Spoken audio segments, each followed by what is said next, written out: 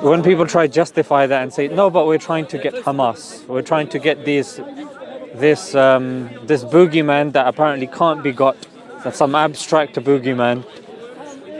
How does that make you feel when Britain is arming such a endeavor and people, do you think extremism would decrease or do you think it's going to increase? I'm afraid I think it's going to increase. Yeah, I'm afraid so. I don't want it to, obviously. I think you're right as well. I agree. There's other things. I also don't agree with the way that war was started. I think that the 1947? Hamas was in the wrong doing that.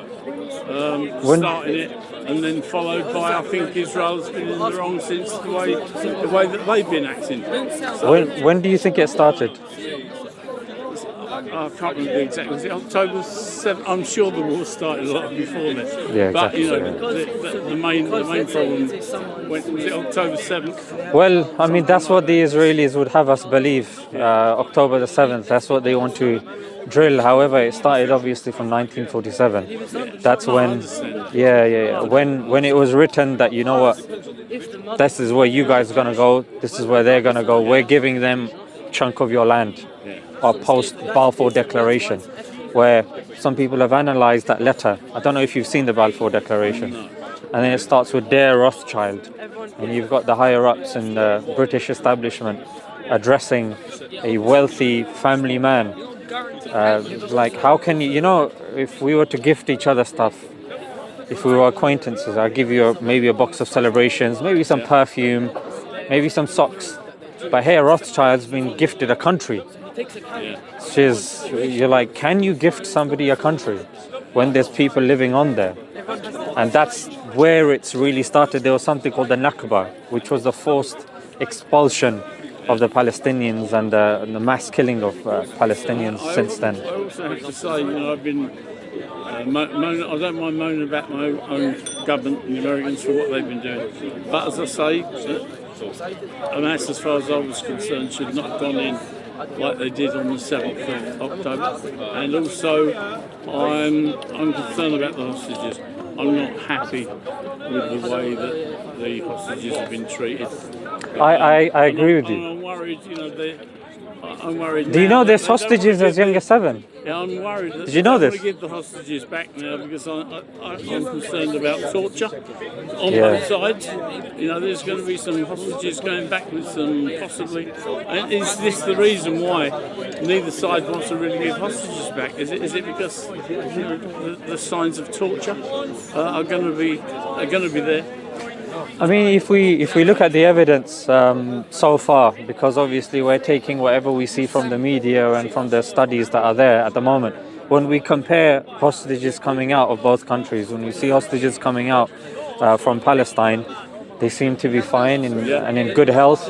But when we see hostages coming out of Israel, we see them very scrawny, very thin, food, water deprived. I can't say that. I haven't seen it. And there's another that maybe you could search up. It's called the Sidi Timan camp, in which it was all over the news, the New York Post, CNN, BBC. There was actually video footage of Israelis sexually abusing prisoners. And the sort of stuff that they were taking rods and they were sticking it up the rectums of the Palestinian prisoners to such a degree it would rupture the internal organs. And when they took these people to the doctors, because then the prison guards were a bit frightened, they were a bit worried that what's going to happen. What then happened was the doctor was like, what the hell have you been doing to these people? And it was all over the media. And Bet Salem, who's an Israeli-based human rights organization, they wrote a report called Welcome to Hell. And in there they talk about 10,000 Palestinians that have been sexually abused, physically abused, mentally, emotionally abused. That's something recorded. That's something evidenced by the authorities there. It's just disgusting and shouldn't happen. But then you know what happened thereafter? Sorry, what's your name? I'm John. John, my name is Zishan. So John, you know what happened afterwards? This was the thing that really kind of made a lot of people question the mentality of the current society in Israel, which was these abusers that were standing trial were then brought onto TV shows and news shows, and they were actually being humanized, which of course is unheard of when it comes to criminals undergoing a trial. That's something you don't get involved in. On top of that, there was a clip, and you can search this up, of a rabbi putting his hand on his head going, "Well done, my son, well done. You are clearly attacking the enemy, and what you're doing is right, and we are with you." So the question is that we know abusing, raping is terrible, abhorrent, is bad. But when it's being celebrated on Israeli television, when it's being celebrated by the rabbis on, again, television, we're in the UK, how are we seeing this? We're seeing clips from their channels being broadcast and sent over here. This sort of stuff is indicative of a sick society. A society that has convinced itself that they have a God-given right to land. Because when it comes to this conversation, George Galloway says, "I don't believe God is a realtor." Like, he doesn't deal with this is your land, this is your land, this is this, this is that. And especially if you're killing children, if you're killing innocent people, because over half, well, according to I think the BBC, it was 70% of the casualties in Gaza are women and children.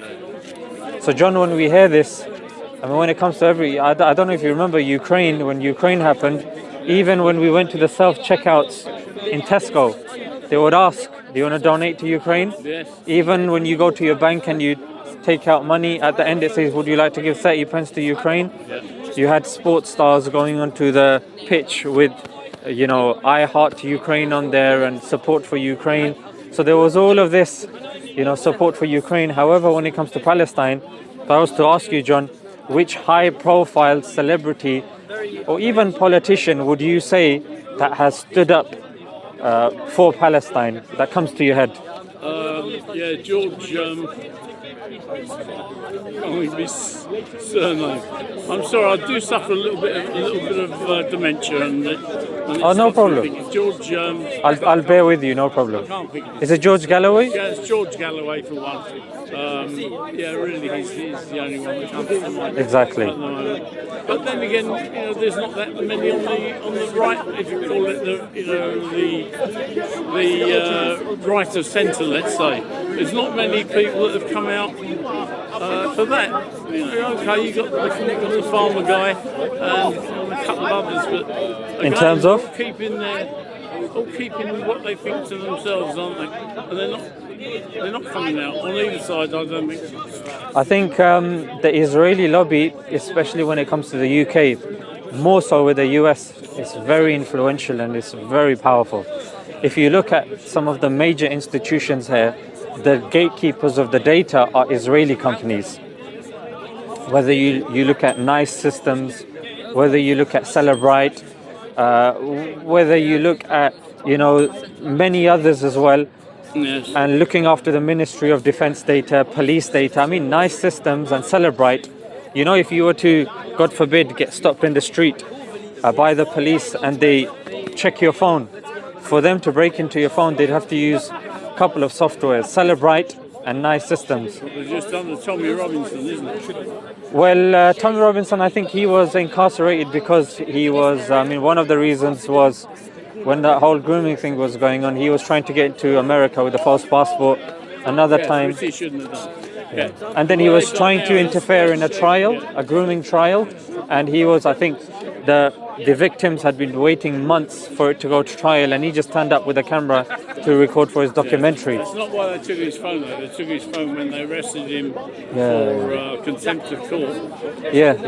That's when they insisted on taking his phone. Yeah. Because he wouldn't give them the phone. Yeah. They then arrested him, or they're going to arrest him on terrorism charges. Yeah. So, Which is ironic, yeah. Yeah. So he's no terrorist, is he? So they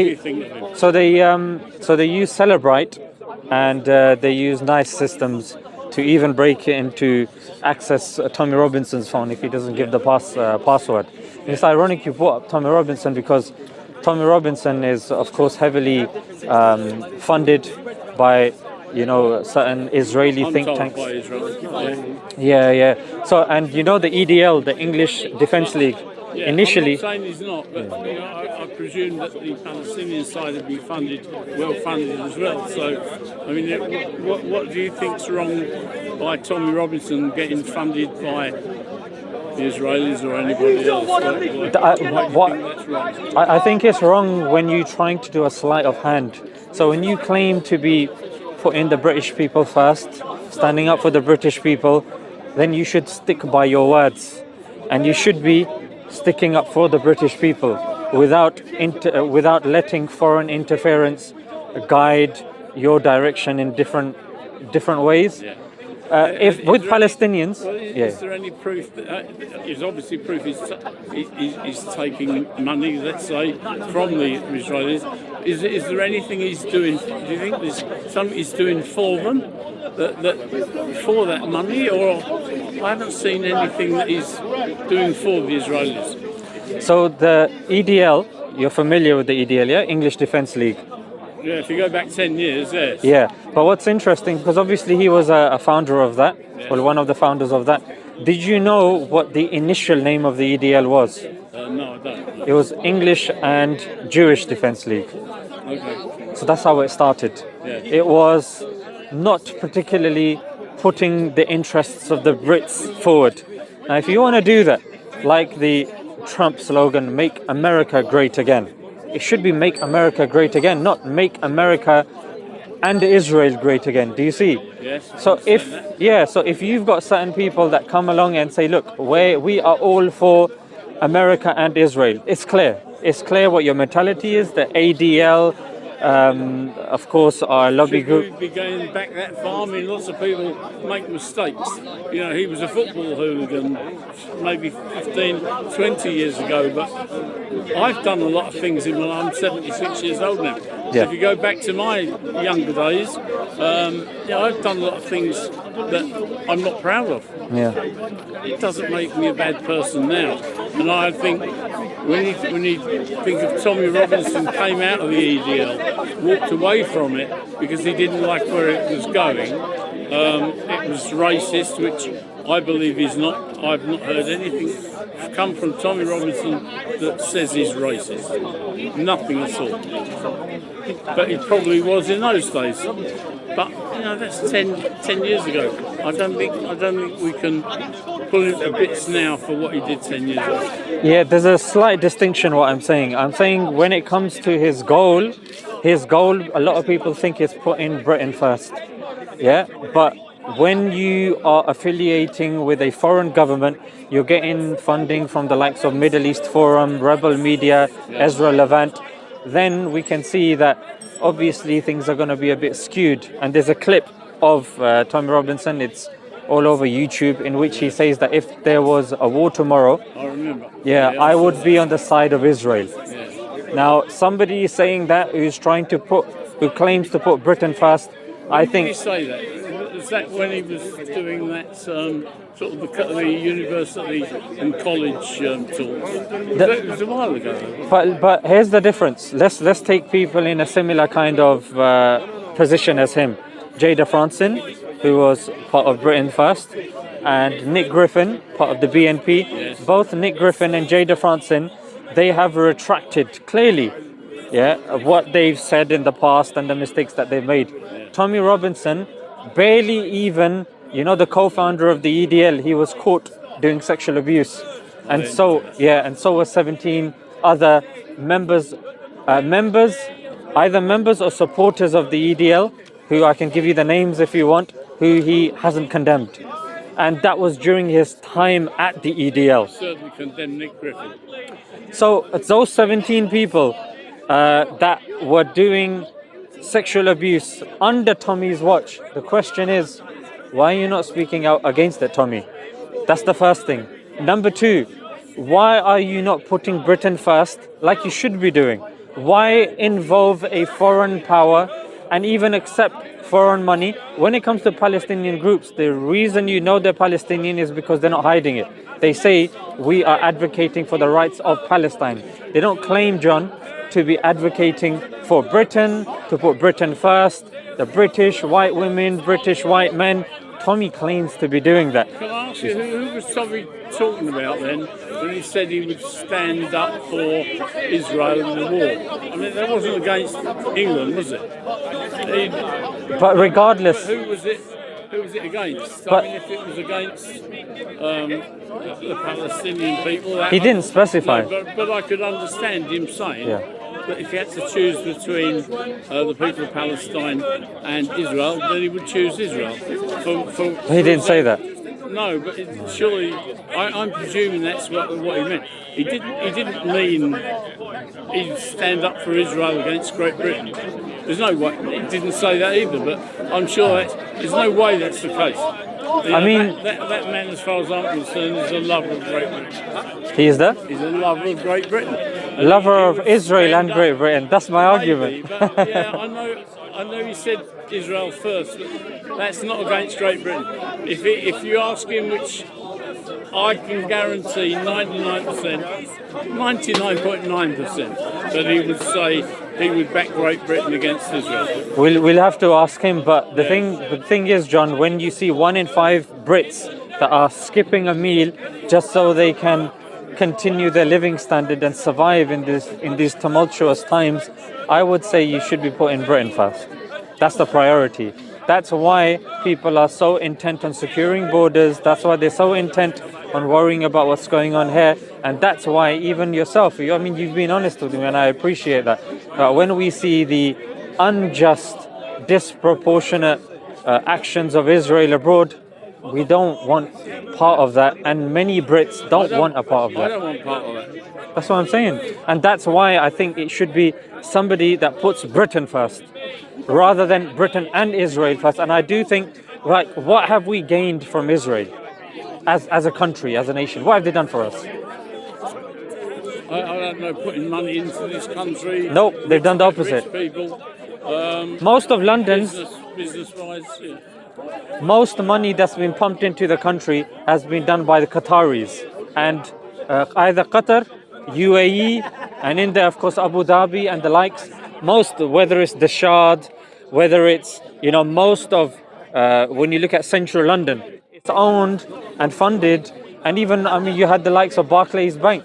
Yeah. Barclays Bank, Heathrow Airport, a lot of these British institutions have got big contributions by the Qataris, by the UAE guys. Who's been funded by Israel? What's Israel doing other than asking and begging for money? Other than putting British lives at risk? Since the Balfour Declaration, pre-Balfour, like when the Brits were in Palestine, you had the Ergun and the Stern Gang, 2 terrorist Israeli groups that were killing British soldiers, like in the King David Hotel. They were killing British soldiers, John. And then afterwards, they took, by hook or by crook, they took Israel, and they've been doing that ever since 1947. And they've been sucking this country dry to such a degree 1 in 5 Brits are struggling to feed their kids. And that's why, John, I'm saying, put Britain first. That's the logic. And somebody that compromises that. Well, who's not? You're saying Tommy. He's not putting Britain first, but I disagree with that. No, but really. when... In fact, through his media, I'm going to ask the question. I'm going to ask Tommy that question. I think you should. Yeah. I will. Because... I'm going to go home to do it tonight. So, let me give you a few points. Number 1, he was heavily involved with the rebel media, which of course gets its funding from Israel, that has and puts forward its Israeli agenda. He gets funding from the likes of Middle East Forum, and there's a few other names that skip my mind, but you can just go on Mint Press News, type in Tommy Robinson, and his funding will come up. He's there with going on Israel, standing on tanks and saying, I will put Israel first, and saying I'm a Zionist. Can I ask when that was? That was, I don't know the exact date, but all of the stuff is available online. But it would be worth looking at when it was, if Tommy had retracted and said, you know what, I misspoke, I apologize, I'm going to put Britain first and Israel second. But John, I'm going to try and get that answer for you. Fantastic. Will. So all my batteries are gone, so I don't really want to stand in front no of problem. you and, No problem. and, No not problem. having. No problem. Well, it was a pleasure That's talking to still you, John. going. That's still Okay. going. So Okay. that's good. Okay. But I'm not against you guys. Of course. I just want it all to stop. However we have to do it, as long as it's legal and fair. Let's hope it now finishes. Let me give you one other example before you leave. The 5-6 biggest pornography sites that are famous, of course, in the US and the UK. Guess who they're owned by? A Muslim, a Jew, a Hindu, a Sikh? Who do you think? I would not have a. Ask me the question again. The pornography sites. Like Pornhub and the like. Legal ones. Or Legal ones. Legal ones. The biggest ones. Who are they co-owned? Who are they owned and run by? Would you say it's a Jewish rabbi? Do you think it's a Christian priest? Do you think it's a Muslim imam? Or do you think it's a Hindu pundit? From what I see, I would. And you have zero lifelines. Yeah, I would add another one in there, and I would add in the Catholic Church. Yeah. Because they're, as far as I'm concerned, Who do you think? the biggest bunch of paedophiles. Yeah. Well, I'm going to say the Catholic Church. You're going to tell me it's wrong, and I'm guessing you're going to say it's the Jewish people. But, Well, there's somebody, because you've got that recording, I've got that recording. Look how many cameras there are. So if I say something, I don't know. Sorry, guys. so the reason why that's helpful is if I say names or if I say dates and you want to go home and you want to check them, Yes. then you know I wasn't just flapping. You can double check it, and then you can continue the journey on from there. Yeah. The guy who you should search for is someone called Solomon Friedman. Solomon Friedman Okay. is somebody who co-runs Mind Geek, which is the umbrella term for like a bunch. There's like over 15 biggest pornography sites, and he is a trained rabbi. The person who owns OnlyFans, which is, I don't know if you're aware, it's the site that is contributing to the degradation of the West, where you have our mothers, our sisters, our daughters going on there and selling their nudes and putting inappropriate videos on there and trying to make a living from there. Question: are those sites illegal? They're legal, they're legal. So No, but here's the thing. can't say too much, really, can we? I'm not. About I'm leaving the conclusion to you, John. Yeah. I'm just telling you that this is on the back of you saying that, you know what, I don't have an issue with you guys, referring to the Muslims. And reason why Well, I'm I saying, do have some issues with you guys. well, it's definitely worth. You should. But Now's the best time. No, I have issues with Everyone. well, Yeah. with both sides. Yeah. And not only both sides, some of the other sides as well. But just to finish the point. Coming in on the side. But just to finish the point, the OnlyFans is also owned by somebody who identifies as Jewish as well. So point that I'm trying to say is a Muslim, it's against our faith to produce content like that, to consume content like that, to watch content like that. Even when it comes to gambling, alcohol and stuff like that, that is not stuff that we like to spread within society to contribute to its degradation. But now you're moving me on to the grooming gangs now, and to ask why does it seem to be okay for Muslims to be involved in grooming gangs, and also for certain Muslims to be marrying children at 9 years old and having sex with them shortly after. Why is that? Which one do you want me to answer first? The grooming one or the marrying young? Whichever one you prefer.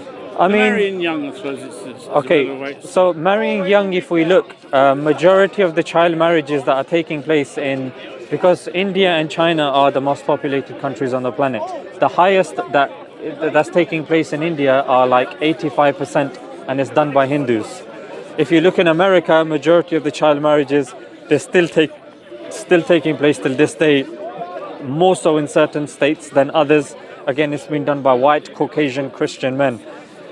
For Muslims to marry somebody that is not mentally, physically mature, nor is it socially acceptable, it's not allowed.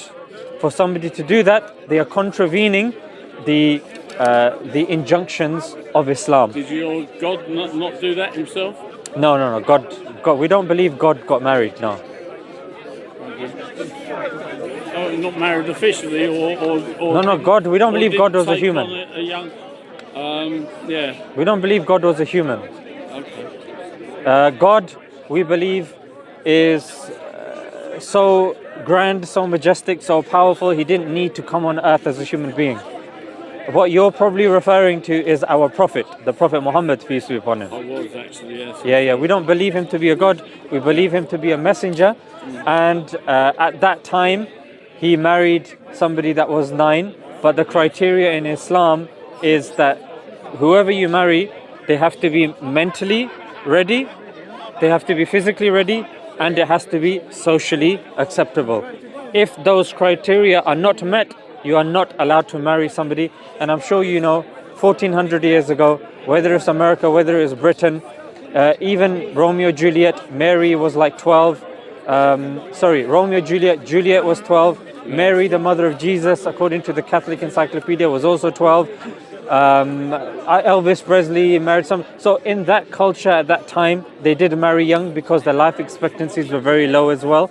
And there was no such concept as childhood. Childhood came post-industrial revolution, because in those days it was all about survival. Yeah. When you grew up, you had to go out there, you had to fend for yourself, you had to bring money in and stuff like that. Is that still acceptable in the Muslim faith? So that's why I mentioned the third thing, John, which is it has to be socially acceptable. A Muslim in this society should not be marrying. In fact, I'm sure you'll agree with me, John, girls are not mentally ready. I would even argue, forget 9, forget 16 and 18. Yeah. I'd say girls aren't even mature by 20. Am I wrong? Yes. No, you're not wrong. They're still So- like, they're still So like if children. if you look at majority of the Muslims, we're not marrying young. We can't, because the girls are simply not ready. The women are not ready. I would argue the women aren't ready either, because that's why the 3 criteria in the UK is not socially acceptable. Therefore, no. The second criteria they have to be mentally ready. They're not mentally ready. Physically ready, that's debatable. But here's a question, John. Which age do you think girls should be getting married at? And why? I think 16 years old is too young.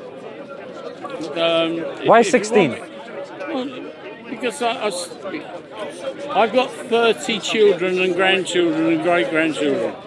So I've got a lot of experience 30, in yeah? them growing up. And I would say that 16, a lot of my girls have been definitely too young to get married, because they're just not mentally, they're physically capable, but they're certainly not mentally, not ready for marriage at that age. I suppose, I don't know, I'm going to pick an age. 18, they are starting to, Why 18? only again because I've seen my own children that at 18 years old, they've been going to work for maybe a couple of years, or they've been to college, university, gone out, done their gap years, become more adult because they've been out on their own. They're not out on their own at 16. They said that it's What too would young, you- but what- 18 years old, they've been out and done stuff. What would you say in a different society? For example, in Estonia, the marital age is 15. Yeah. Would you say they're wrong? Well, yes. I would say our own law of 16 is wrong. I think it should be 18, because that's when I believe they've become adults. Ironically, India would say you guys are wrong because they believe the age should be 20 or 21. Really, yes. Yeah. And what age do they get married at, though? Well, Like unofficially, the Pakistanis, very young? unofficially, the Indians get married very young because obviously it's a very big country, Yeah. and they can't afford to keep their children at home just doing nothing. They want them to go out, start fending for themselves, so they do get them wedded very young. And what about wedding too close to maybe what's healthy, relative-wise. A lot of cousins, and I'm not sure if you marry closer than cousins, probably not. I mean, cousins. Closer than cousins would have to be a brother or sister, wouldn't it? Which I presume you're not allowed. No, no, no. So First cousins you are. yeah, so first cousins, you are. I mean, we've seen it in the royal family. This is something that even the British establishment is not really unaware of. But first cousins only, it becomes an issue if you do it one after another. If you do it subsequently for 3-4 generations, because of course the gene pool is very restricted. If you do it once, then you have a gap of a couple of generations, then you do it again. There's no real issue with that. And again, this is... There's a one-off and then outbreed, basically. Yeah, You've got to bring in some related. Some say some say that's what the royal family's been doing because it's got obviously German blood, and you know there's all sorts of things going on. That's why they brought in Diana. They brought in that Prince Harry's wife. Yeah. Prince. They brought in the Germans years ago, of course. Well, the Germans, yeah. So come on, grooming. Yes. Grooming gangs. How can we? I mean. So let me ask you. Thousands of, and it is Pakistani Muslims doing it. I know you get some white Brits that are paedophiles, of course you do. There's plenty of them out there, but there's no gangs. So, go on, tell me. Okay, let's see. When you say no gangs, the Cornwall gang. No white gangs. Yeah, Cornwall. The Cornwall gang, they were caught. The Glasgow 7, they were caught. And not only were they caught, they were caught sticking kids inside microwaves. They were stuck filming, giving cameras to kids, filming the abuse of other kids, blackmailing them and abusing them whilst others were watching.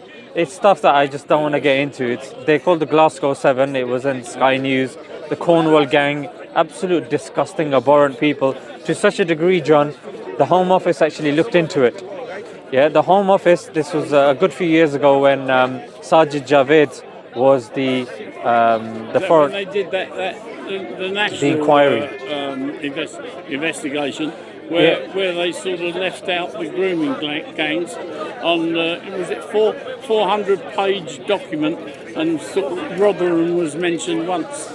Unbelievable. I think it was only, six towns in total mentioned. So you're referring to the J report? Yeah. So in the J report, what you're saying is typically said amongst certain right-wing people. This is something that they like peddling, so it's become like a false information thing. A thing that they don't mention, John, is there were actually two reports. One was the general report, and you're right, Rotherham or Rochdale was mentioned once. Yes. However, there was a separate report that was dedicated to Rochdale or Rotherham, and which mentioned it copiously and a lot.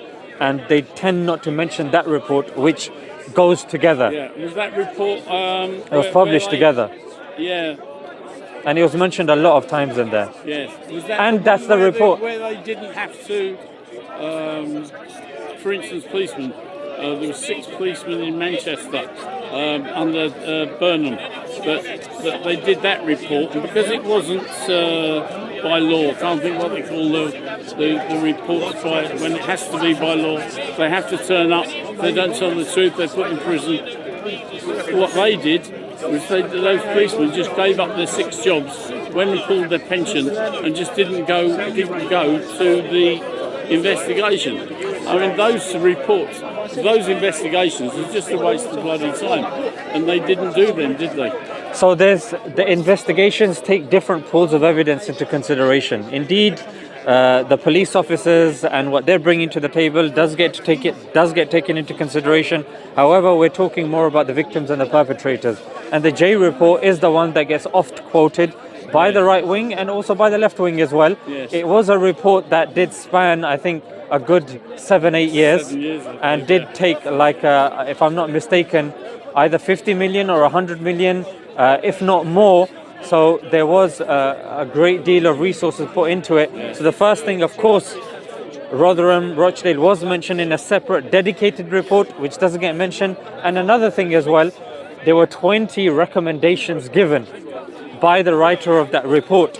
which at that time the Conservative government conveniently did not take on board, did not follow, and ignored. These were 20 recommendations. They were all ignored. So what then happened was later on, the Home Office did one that looked at a greater pool. It was more of a nationwide thing, and they concluded that 85% of group-based, because grooming is not a legal or a technical term, so it's something that's been propped up. It's more like a media term. It's called group-based child sexual exploitation, and that 85% plus are done by white individuals. That was the conclusion. So yes, indeed. There was some argument about that, though, Sorry?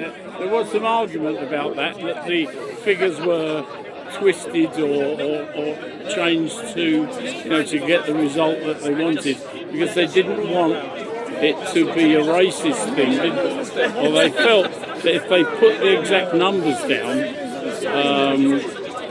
that it would have caused problems in the Pakistani community.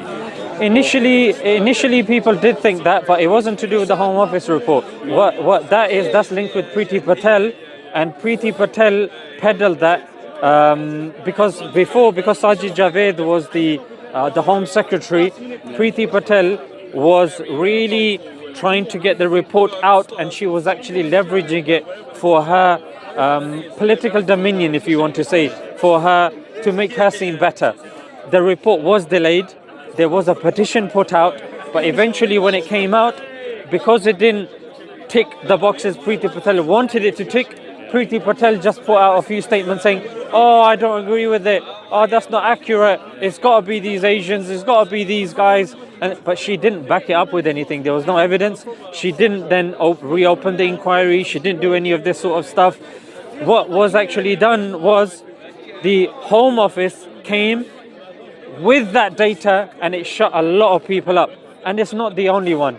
The I think it's CSA or CSE 2023 and 2024 report. That's the latest one that we have. Yes. That also concluded that the majority are done by white people, and the police had their own, the NPCC, they've got that report. So there are 3 reports which all conclude that a majority of the perpetrators are indeed white. However, we're talking nationwide. However, when you look at certain areas like Telford, like Rotherham and Rochdale, John, the perpetrators, the sick, twisted, heinous, cancers to society, indeed they were there, as they are in other parts of the country. They happened to be of a certain race. But I say to you, whether they're Asian, whether they're white, whether they're black, if anybody does anything to a child, hang them. I would ask you something which I haven't got any proof of, but I believe that when some of these, certainly the Muslim ones that have been to prison, done a little bit of time, when they come back to their communities, they're accepted back into their communities without that community really looking down on them. That wouldn't happen in a white community. If paedophiles come back, no one wants them anywhere near the place. They're all sent to other towns. That's not happening in the Muslim, around the Muslim faith. Place the wrong word. Around the Muslim community. So why do they accept them back? So here's the other thing. There's a few things that you've said that I think are very good points. The one thing that I want to emphasize is the reports are emphasizing that they are Asian grooming gangs. The faith and the link or the inspiration, because for you to say that they were Muslim grooming gangs, a person would have to prove that they were inspired or motivated by their Muslim faith. And if you look in the Islamic faith, drinking alcohol is haram, it's forbidden. So to plow little kids and drink yourself, it's not allowed. To do drugs is not allowed. To have premarital sex, forget not allowed, John.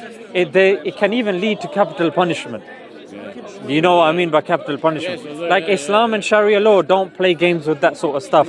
So they were Asians, that happen to be Muslim. They didn't do it on the basis of their faith and that causality, and that's why you've got academics like Ella Cobain, who's also done the Cobain report. She didn't link it to their religion. You say that, but a lot of those same people went to court and said that they thought it was okay in their own country, that it was okay. They felt they did nothing wrong.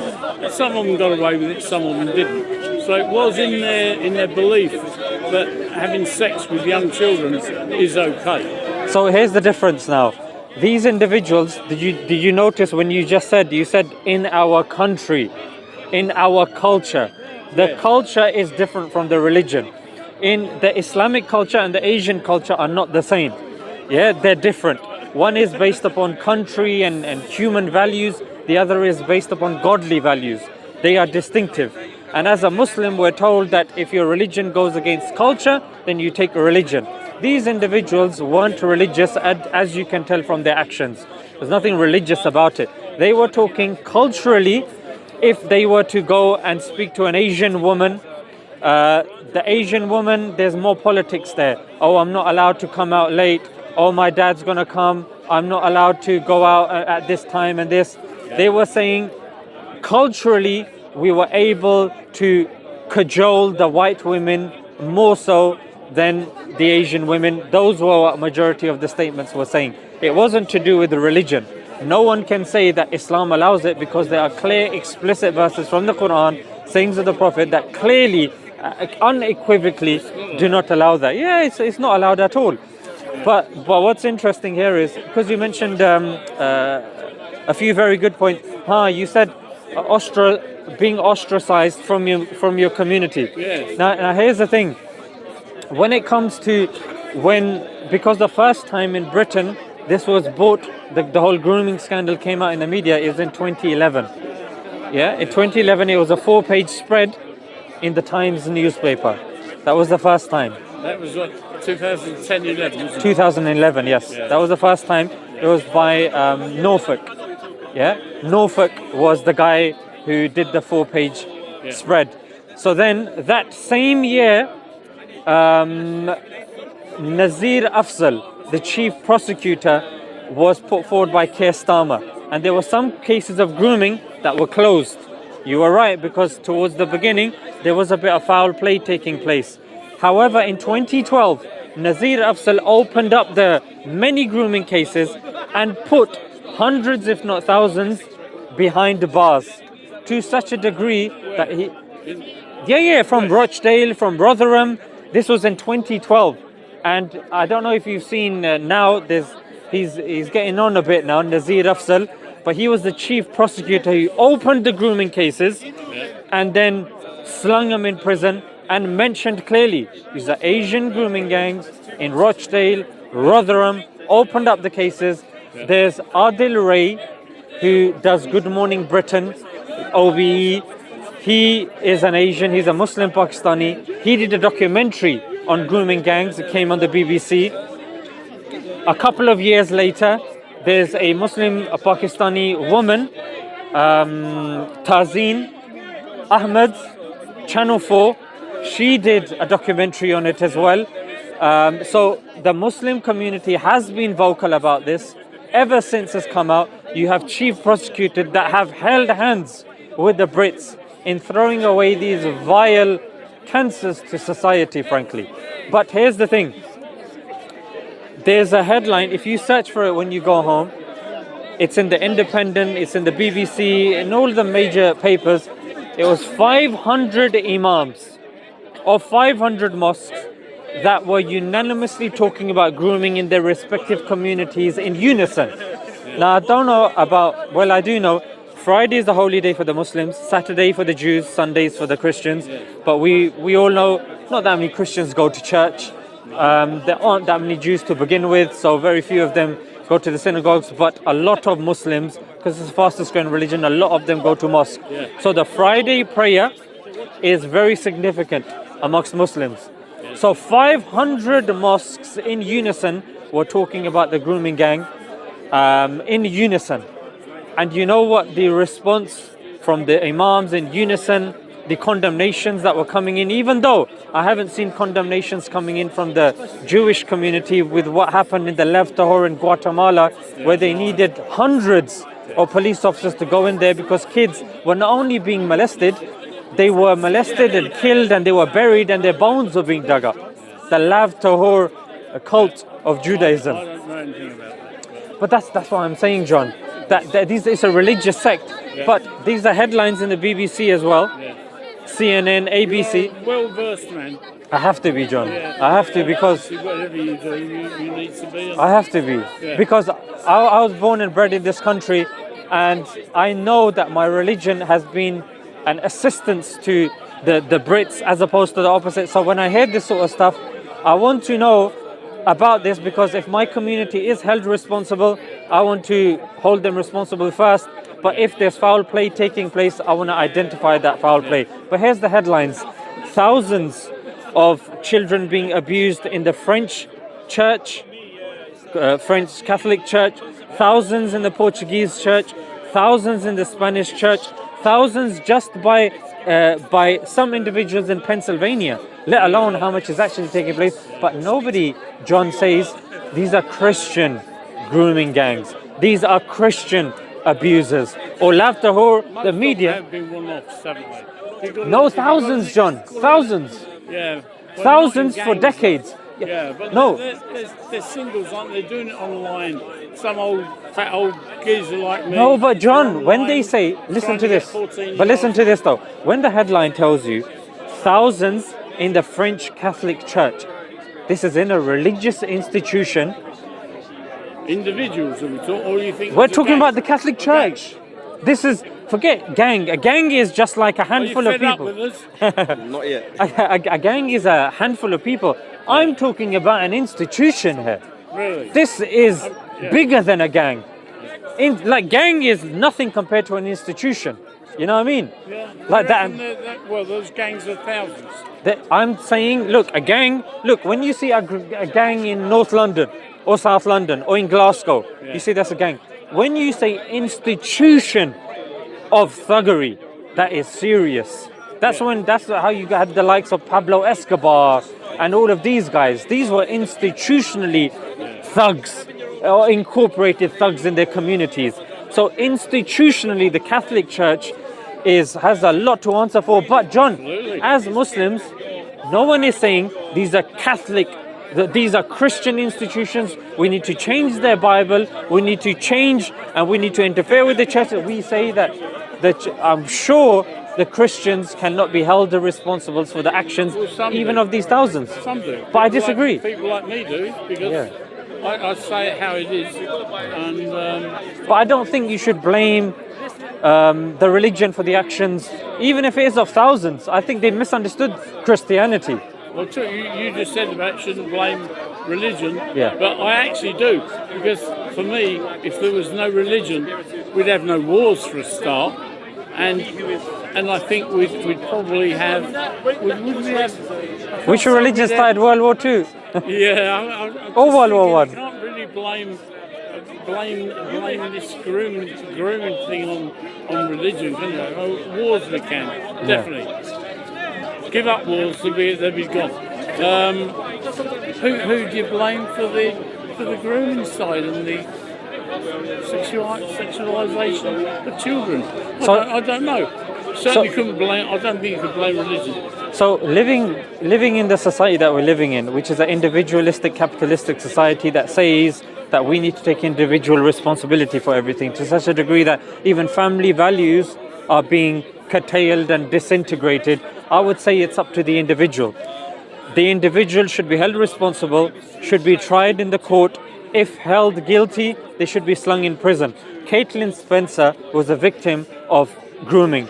She says herself, I saw girls that were non-white that were being abused, and I saw perpetrators that were white that were being done. And you know what she said? She said, I don't think you should be blaming only the Asians on this. And you know what she was said? She was called a traitor to her race.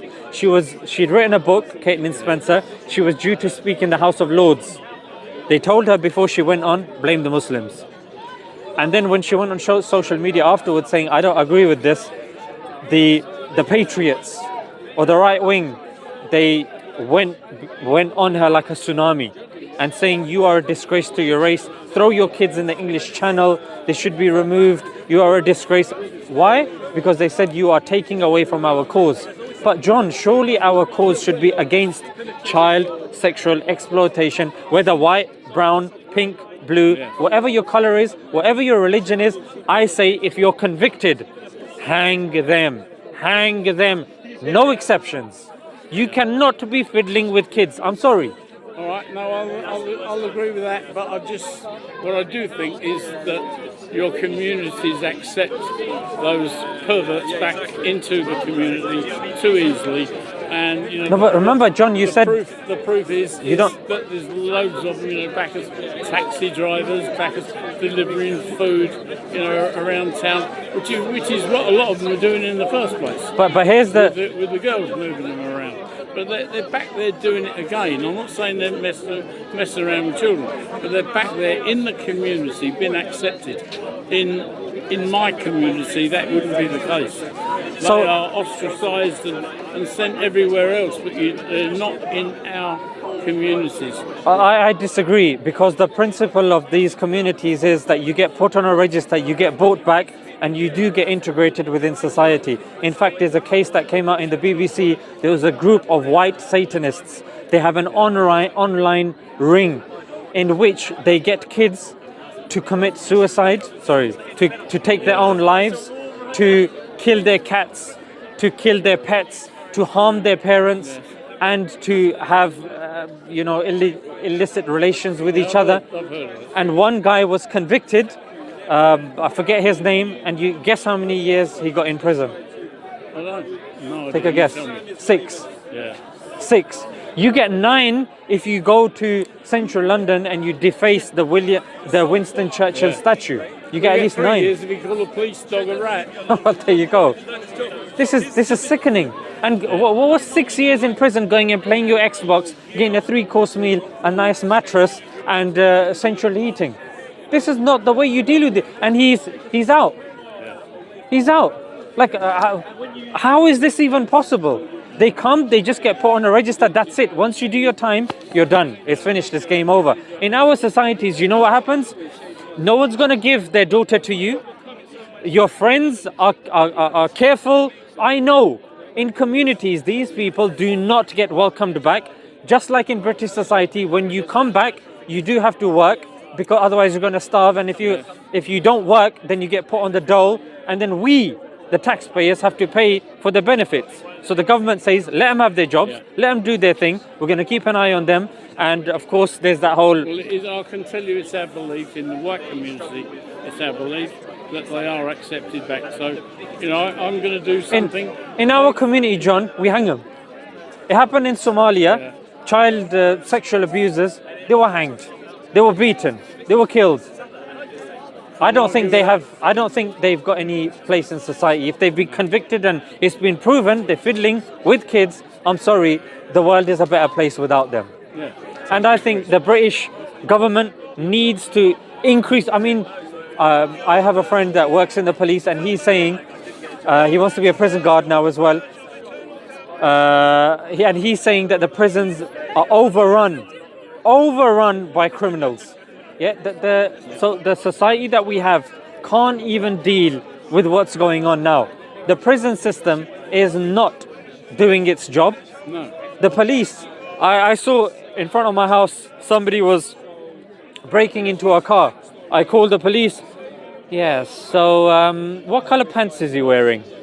I don't know, blue. How tall is he? I don't know, he's got good height, good genes. Can you come?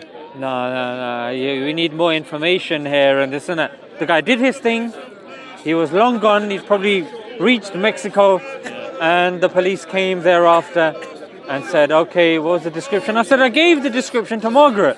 Well, I'm sorry, don't be rude, please. Can we get a description? This police, I mean, what's going on here, John? Like, we need to take these things seriously. Well, I'll give an example. Have you heard of auditing? Auditing, yeah. Well, That's what I do as well. Oh, I do nice. some auditing. Someone phones up and said there's a bloke outside my factory and he's taking photographs. He's got a camera, he's taking photographs. Yeah, Within 5-10 minutes, the police were there. exactly. My sister had a break-in, and while she was in the house, they were breaking in, phoned the police. It took them 3 weeks to get there. 3 weeks. Because when they phoned back and said, oh no, he's gone now. Yeah. There's no rush for the police to turn up. The burglar's gone. Because I'm standing Appalling. out there with a camera. 3 police cars normally. Yeah, about 3 police cars. 5 or 6 coppers Yeah. for a man with a camera. Even if you rob something from Tesco's, the cars will be there quicker than you can say hello. So that's the thing, John. I think we're both on the same page as this. Well, because we want the same thing. definitely, and that's why you saw 2011 the first time it was said in the British public. By 2012, the chief prosecutor Nazir Afzal, he was putting people away. You had a BBC documentary by Adil Ray. So a lot of these things were being covered in the media by British Muslims. There was one bunch of 40, was it, or 42, and I think they were 100% Muslim. I don't know which town they came from. You know, where one big lot, 40 or 42 of them all went away. But that's the only one that sticks in my head. You know, you've been talking about thousands being put away. I haven't seen that. So check Nazir Afzal when you get home. I mean, you're recording this as well. Yeah, it's still going. No, it's dead. Oh. I've got no cameras. Because he did something on, he's done it on Channel 4, BBC, and check him out, check out his record, because their records are online for you to check as well. And a lot have been put away, and a lot continue to be put away. But the thing is, the 20 recommendations that were not followed by the Conservative Party, and then now suddenly because of Elon Musk it's been brought up again. Yeah. When I think any society, whether Jewish, Christian, Muslim, whenever they do it, and there's another thing, John, to mention as well, that people assume just because someone's brown, they're a Muslim. You can film from here if you want. Is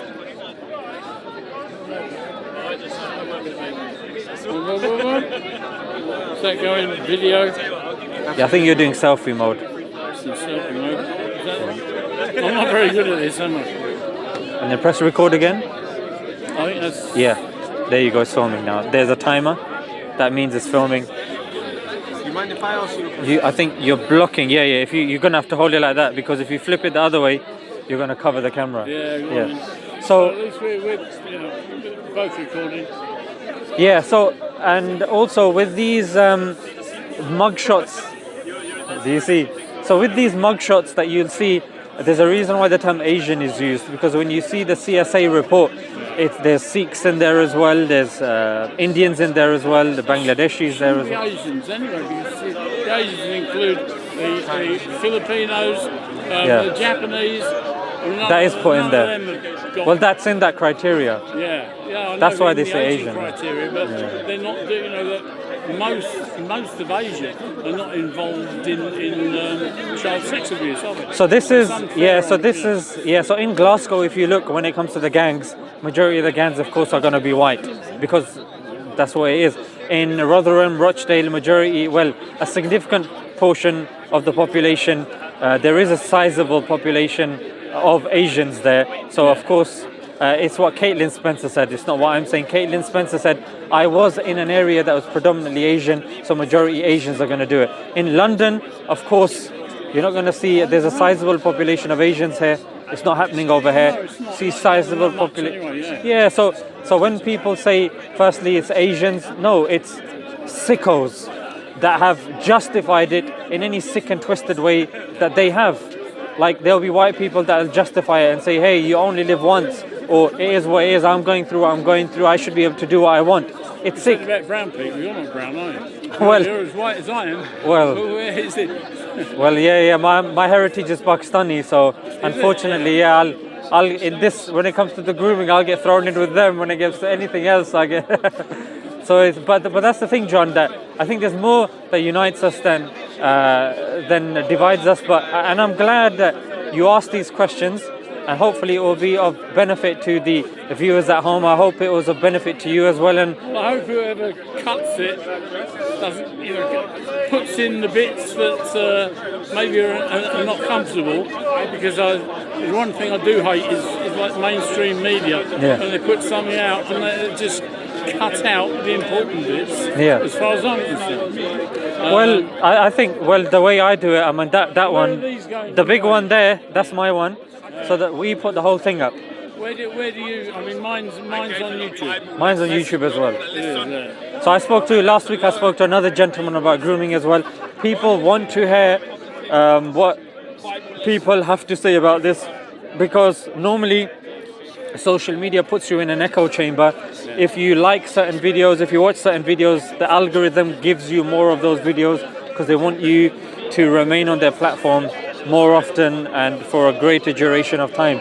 So Speaker's Corner, I think, is good for us to get out of our echo chamber, put those uncomfortable questions like you've said forward, and see what the other person's saying. If it's logical, if it makes sense, if the person is bringing evidence forth, then we accept their claim, no matter how uncomfortable it may be. If they aren't bringing evidence, if they're umming and erring, and if they, if they're not hitting the mark, then they should be grilled, to be honest. Because, our kids, they are kids, for God's sake, and they should feel safe. No matter what the situation, no matter how people want to justify their lifestyle. Because another point that gets brought forward is these are very economically deprived areas. So you have people that, but rather than talking about that, people want to hijack the issue and make it about certain race and certain religion. However, even the J report, the woman that wrote the J report, she said, I also, in her recommendations and in her kind of thing, and Ella Cobain has said this, Caitlin Spencer said it, to relegate the abuser and the person being abused to a certain race or religion is dangerous. Reason being, there are people being abused of various faiths, various skin colors. There are people doing the abusing of various faiths, various skin colors. And when you relegate it to certain skin color, certain faiths, what you're doing is you're taking away from those victims and those perpetrators that are doing it, that are now given a freedom pass to just go past. Because some of the girls, they weren't all white. So you have to think to yourself, well, why would they go for, I can't call them brown faces. Yeah. Reason being, all I can think of is that those girls were acting like white girls, maybe. So, they weren't covering up, maybe skirts too short. Thing is, John, you can say that, I can't say that. No, if I say it, I'll be seen as someone justifying it. Well, no, I'm certainly not justifying I know you're not, But I'm trying to think of why would they be going for their own, if you like, and that's the only reason. It's because they're sick and twisted. They're sick and twisted, John. Because they are anyway. Okay. And you see the amount of cameras here, I don't care. If someone's done that, they've been convicted. I'm sorry, that's sick. You have to sort yourself out. Frankly, if you were in a country that was much and had greater punishments, I would be all for that. Yeah. This is how can someone do something like that? And if someone does, how can they be allowed to roam the streets? Hang them, or better still, chop their nuts and chop their parts off. Yeah. That's got to be worse than being hung. Chop them off, stick them in a pickle jar, and give them and tell them to take it home and show it to their family. Yeah. It is what it is. I think we're nearly done, I don't think we've got much else to say. And I don't think we've disagreed with too much. So John, like I said, I think it was definitely enlightening. It's good to deal with these uncomfortable questions. If you do ever have any more questions, I'm normally at Speaker's Corner. Yeah, I'll be here again. Yeah, fantastic. I've enjoyed myself today. Thank you. Take it easy, John. And you, tell me your name again. Zishan. Did I tell you I've got dementia? So You did, a lot of it, I can't. I'll give you my surname. My surname is Ali. That's easier to remember. Yeah, Ali. Remember Ali. Yeah. Okay, I'm going to go and put some batteries back in all Yeah. my cameras now. Yeah. Problem is that I've been standing too long and my feet are rooted to the ground. There's that. I've seen certain people have that chair that it looks like a stick, but then when you put it down, it doubles down into a chair. Oh, I know what you mean, yes. Yeah, I've seen those. Maybe that might help. It might. I'm going to walk off very slowly, otherwise I'm going to fall over. Take it easy, John. Nice to meet you guys, and thank you very much, photographers. Take it easy. Don't edit it too much. Right? Yeah. They're good when it comes to this stuff. They put the whole thing up. Good, thank you. Thanks. The better on that there is no afterlife. And they live whatever life they want.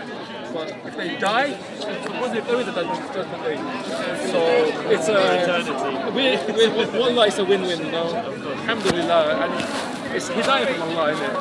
Hidayah for you, hidayah for me. It's like a guidance.